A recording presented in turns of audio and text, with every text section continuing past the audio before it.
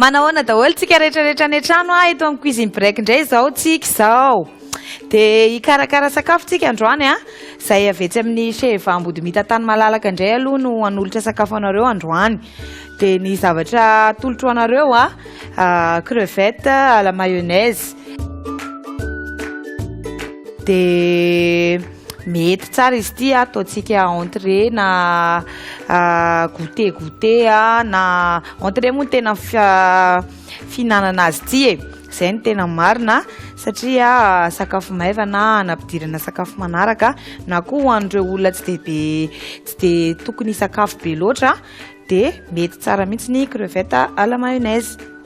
Ny zavatra ilayntsika amin'izany araka ny maha hoe crevette à la mayonnaise anazy dia mila crevette tsika dia mila mayonnaise dia ny akoatran'izay satria izy ity ataontsika karazana crudité dia mila citron tsika dia vinaigrette dia mila zava-maitso ity zao poivron no entiko ity dia akoatran'izay afaka manampy tsika oignon dia voatabia dia olive noir sy olive verte moa zany ity netiko ity dia akoatran'izay persil sy ny kotomila ahafahantsika manome tsiro hafa kokoa an'ilay sakafo rehefa avy eo.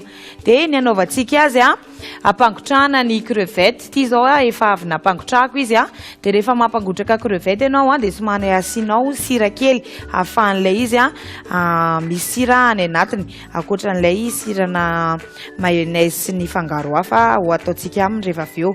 Dia andeha ary tonga dia ho akambatsika reto satria efa vonombonina daholo na ny vinaigrette na ny mayonnaise ho ampiarahantsika aminy.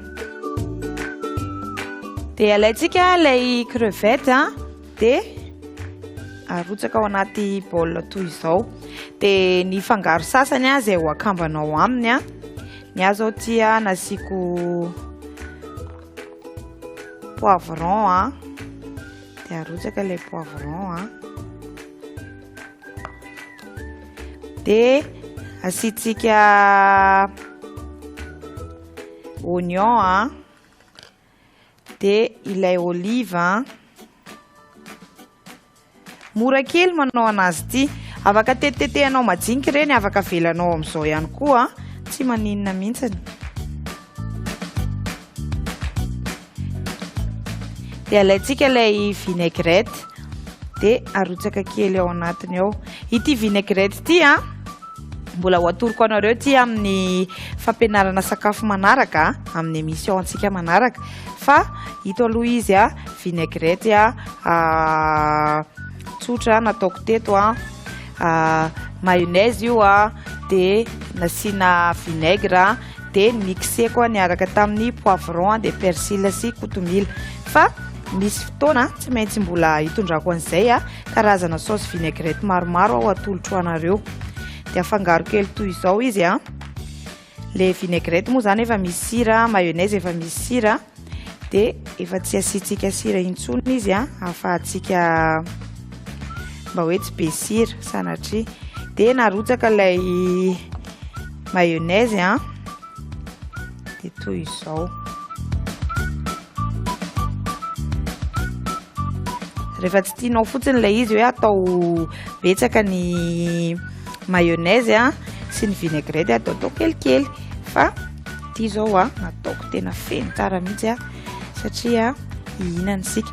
Dia nilaivantsika n'ilay citron satria amin'ny crevette anazy betsaka no tsy dia mahazaka firy dia nefa raha asiantsika citron izy dia mety lefilefy kokoa na ho an'ny tena mahazaka ary indraindray mbola mety hoe manao allergie kely na ohatran'izany dia asiana citron ihany izy ahafahana hoe manalefaka kokoa an'izay mety hoe ho vokatry ny fihinanana crevette izay.